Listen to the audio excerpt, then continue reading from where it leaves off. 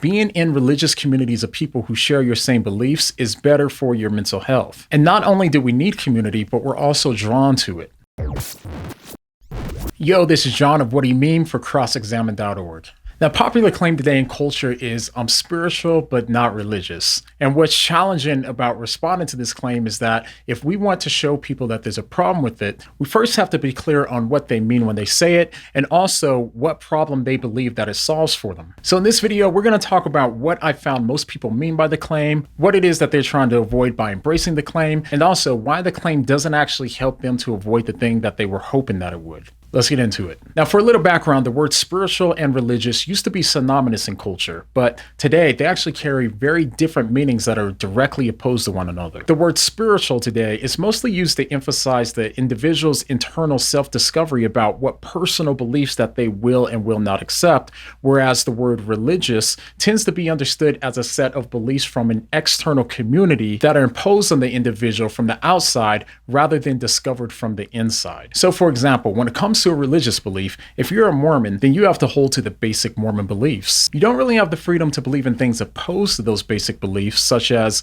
believing that Joseph Smith was a false prophet who deceived his followers. If you reject enough of these central beliefs, then the Mormons will push you out or exclude you from their community. So when a lot of people today think about religion, they resist it because they don't want an external community of people to tell them what they can and can't believe. They want to determine that for themselves, and that's why the term spiritual but not religious seems more fitting. So with that in mind, when people respond to the Christian gospel by saying, I'm spiritual but not religious, they're usually just saying that Christianity is a religion and religions tell you what you should believe rather than giving you the freedom to choose your beliefs for yourself. And wanting to determine your beliefs for yourself is actually a good thing. For example, I'm a Christian, so I don't think it's a good thing for a Muslim to simply believe what the Muslim community tells them that they have to believe without question. And the same goes for Christians. We all have to make a decision to believe in Jesus on our own. Our parents can't do that for us. So having the freedom to determine what we believe for ourselves is actually a good thing. But a problem comes in once you realize that being spiritual but not religious actually creates isolation by separating a person from a community of people who believe what they believe, since their personalized set of views is true for them and them alone. And this would be fine if we didn't need communities of people that shared similar beliefs that are important to us, but we all do. As countless studies have shown, we're far more mentally healthy when we're in communities that are built on a set of shared religious beliefs. Studies show that religion is associated with lower rates of drug use, divorce, suicide, depression, lower blood pressure, higher immune systems, and plenty more things. So all in all, being in religious communities of people who share your same beliefs is better for your mental health. And not only do we need community, but we're also drawn to it.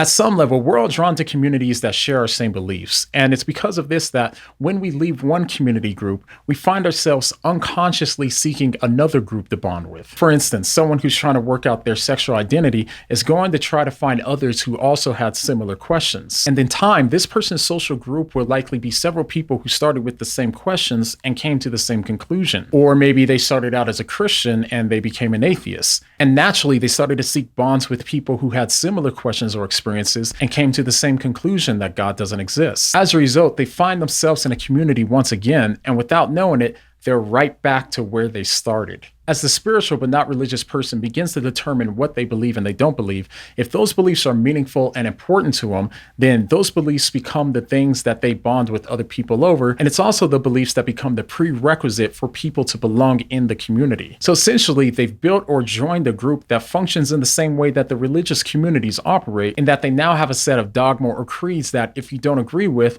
then they don't want you to remain in their group. For example, if you find yourself bonding in a community of people over Black Lives Matter, then you probably aren't allowed to consider believing that racism doesn't exist. Or if you're part of a social group that bonds over LGBTQ issues, then you probably aren't allowed to think that same-sex marriage is wrong. And if you find yourself building in a community that's built on atheism, then you can't suddenly start to believe in God again. The point is, even though they left the religious community, they always end up finding themselves in a different community that functions in a similar way. It's in these other groups and communities that they're no more free to have beliefs that go against the community than they did in their religious communities. So to kind of summarize here, What ends up happening when we leave our religious community is that we either end up isolated from others, which is bad for our mental health, or we end up just trading our religious communities for a different community with a different set of required beliefs. In the end, we're no more free to change our beliefs than we were before. So in this way, spiritual but not religious doesn't solve the problem that it's set out to solve in the first place. Now, if you're interested in hearing me talk about more things like this and more things going on in culture,